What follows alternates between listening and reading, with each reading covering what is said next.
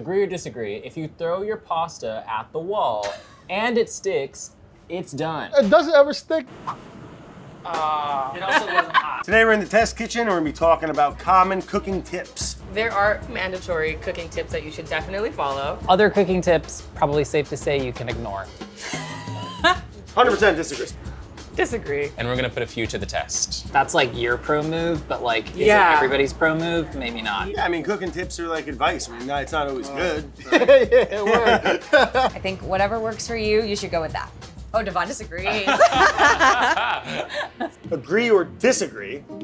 Fruits ripen faster if placed in a paper bag with apples or bananas.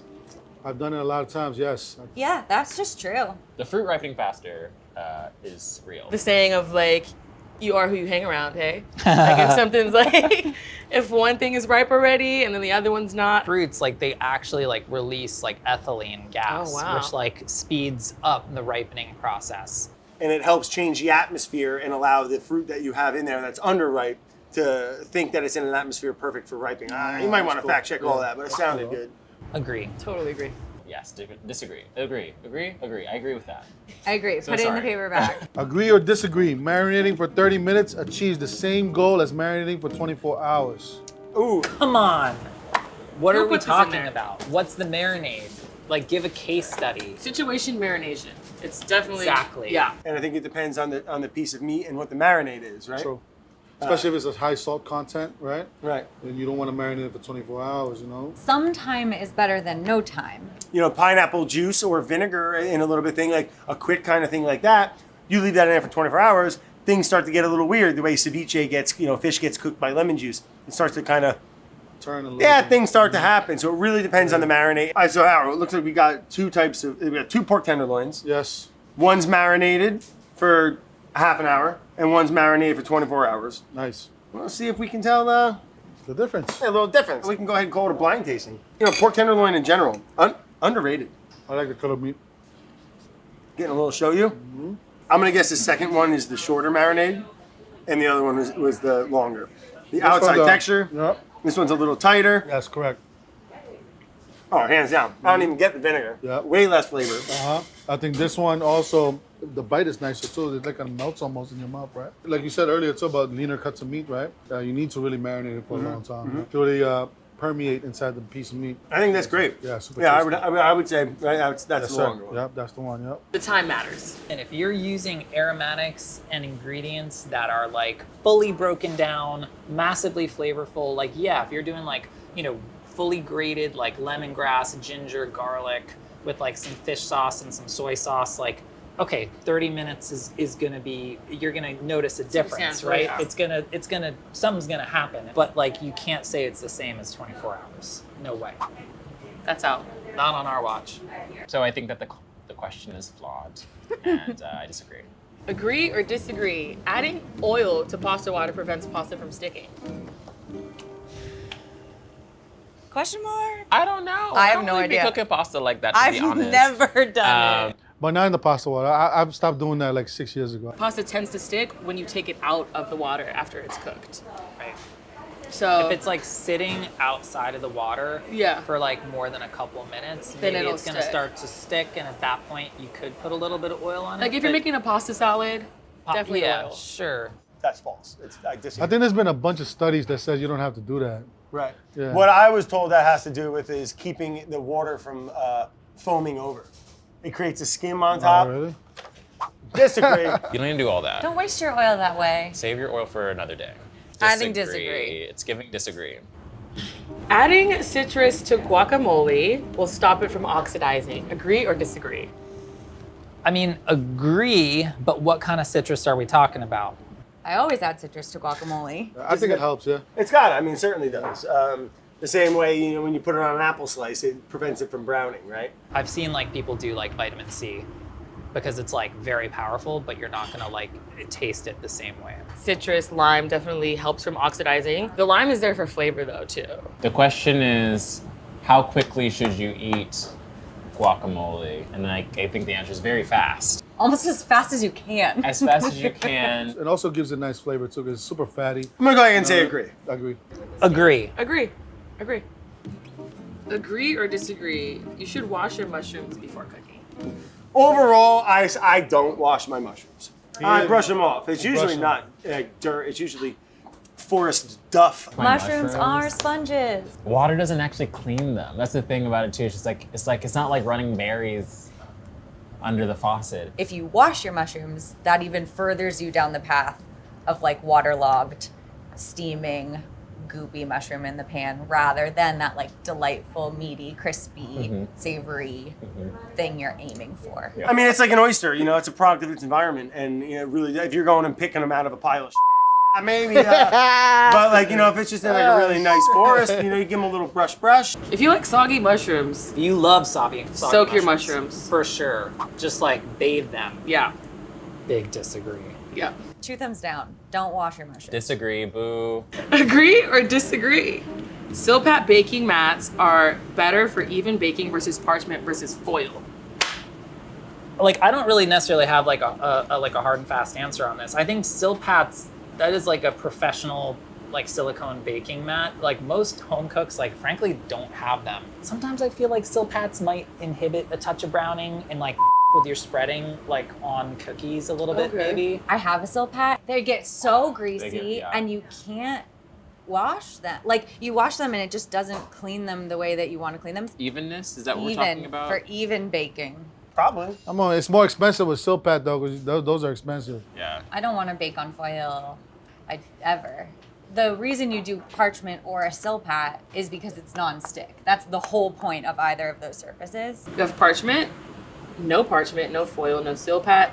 Silpat, foil. I feel like silpats like contribute even heat. It's really interesting. I'm an advocate for them. I've Yeah. had them for years. This They is last maybe- for a really long time. This is maybe turning me into a convert. The thing that like existed in my mind, but possibly not in reality, is just because this surface is relatively smooth, you know, that like you might get a little bit more spreading with it Yeah. relative to like others. But what's weird is like, I mean, the foil spread most of all.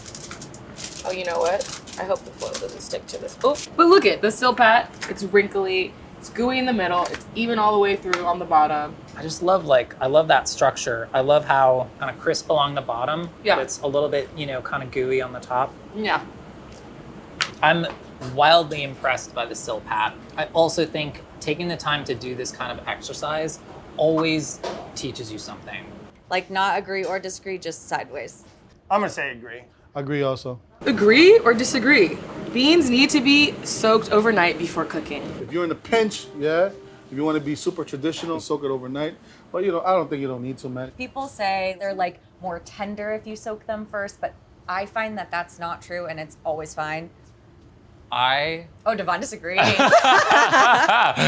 So I'm like, that's funny. But I've got bean feelings. Soaking is a good practice, and trying to do some prep the day before is nice. I don't think you don't need to, man. If you have a nice Instapot, you can cook the beans for an hour and a half and it'll be good. And it really comes down to not all beans are equal. If you got some bean that's been sitting on a shelf for 35 years, that thing might not ever really get tender. If you want to soak your beans, soak those beans, but I don't think it's like mandatory. So I'm gonna have to disagree.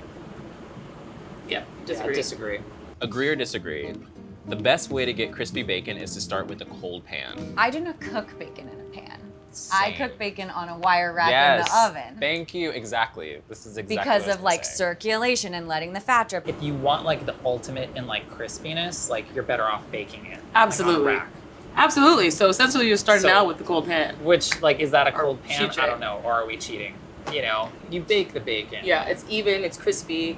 It's the best. I'm just so curious about the cold pan. Now, does that prevent it from quick shrinkage? It does get small if it's a hot pan, right? You ready to test this? Let's try Tiff? it. I want to be disproved. Let's do some science.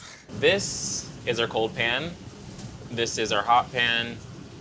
Bacon. Should we try it out? See what happens? Yeah. Put a few strips in. You can see it happening in the pan. You know that it's hot. It's nice actually to be able to see the color change. Because now I'm gonna put the bacon in the cold pan. All right, turning that on. Okay. And we'll Our see. pan is going. Starting. It feels like it's in a slow. sauna. It's like, ooh. So you can see it bubbling out, but even in this amount of time, it's like a fraction of the amount of rendered out fat as happened in our hot pan. Wait for this to crisp up, fully cook, and then we'll try them. All right. Wow, that is Some difference. been through some things. I think the hot pan is crispier, but to its detriment. But that just might be because we let it go for a long time. I think I feel sad. Hot pan, it happens really quickly. So if you're not paying attention, your bacon will go from perfect to charred in like the blink of an eye. The cold pan, they stay flatter, but they're not as crisp. This is a good piece of bacon, but it's not crispier than that. Don't waste your time in a cold pan. If you want crispiness fast, I think hot pan. For my mental health, I'm gonna pick the hot pan. The goal is eat bacon sooner. Yeah. So the hot pan is the move. Yeah, I don't put bacon on like a hot skillet. It's like- Agree with yeah. some caveats. I don't know if this is factual, but I'm gonna say agree. With it. With it. Agree or disagree? The reverse sear method is the best way to cook a perfect medium rare steak. There's like the flipping every 10 seconds technique. There's cooking on one side for this amount of minutes and flipping it over and then resting it. I think reverse searing, it kind of just, I don't want to say it complicates things, but it takes extra steps. The fact that it's like for a steak, that's kind of tripping me up. For like a larger roast, I've done that sometimes. Ooh, I'm gonna go ahead and say complicated question. I don't think that it needs to be reverse cooked to make it perfect. Yeah. You know, I'm really classic, you know, straight up, over the flame, pan, let's get it going. Get it on fire. T-bones and all that, I wouldn't do a reverse sear. I would just go straight up with that. Right, you know like what I mean? flank steak, nah. Yeah, You know, yeah, but yeah, like yeah. bigger massed item or something super lean like a wild game, you kind of can't go wrong. Disagree on the superlative best. So I think that there's many ways to skin a cat. So disagree, I don't think it's the best way. I think it's a way. Agree or disagree, you should rinse your meat before cooking.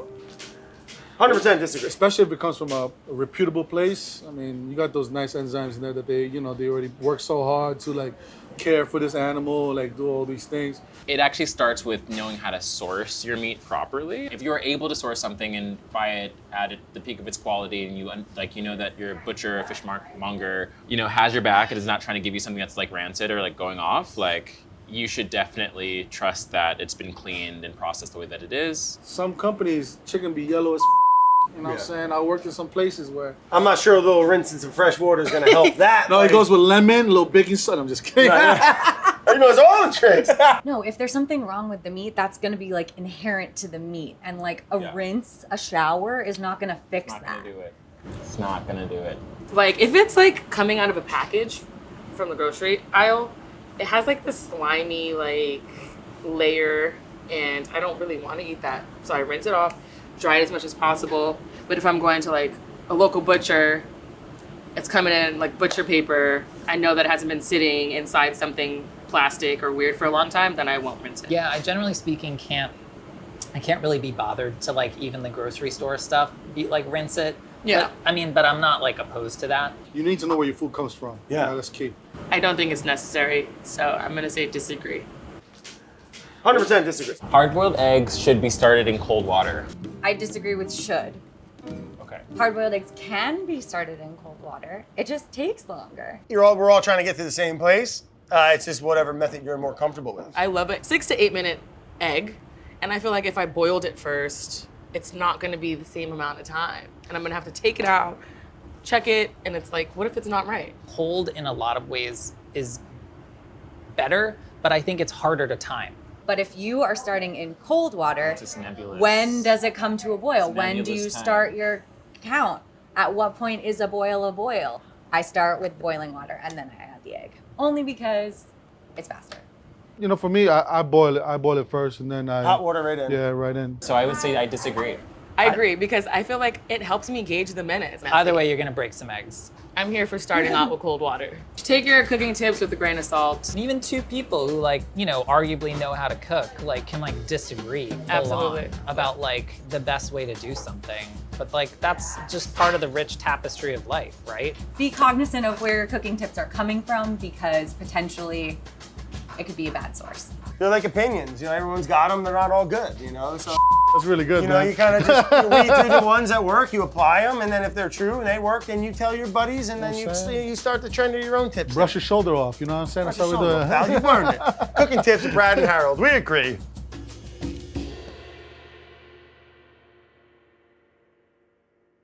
I also think we should specify that DeVonn is literally kneeling and like is the same height as me, kneeling on the ground. I was like, wait, why is it so easy to look into your eyeball? Like almost. I'm quite low. Quite down there. Kendra an apple. Yeah.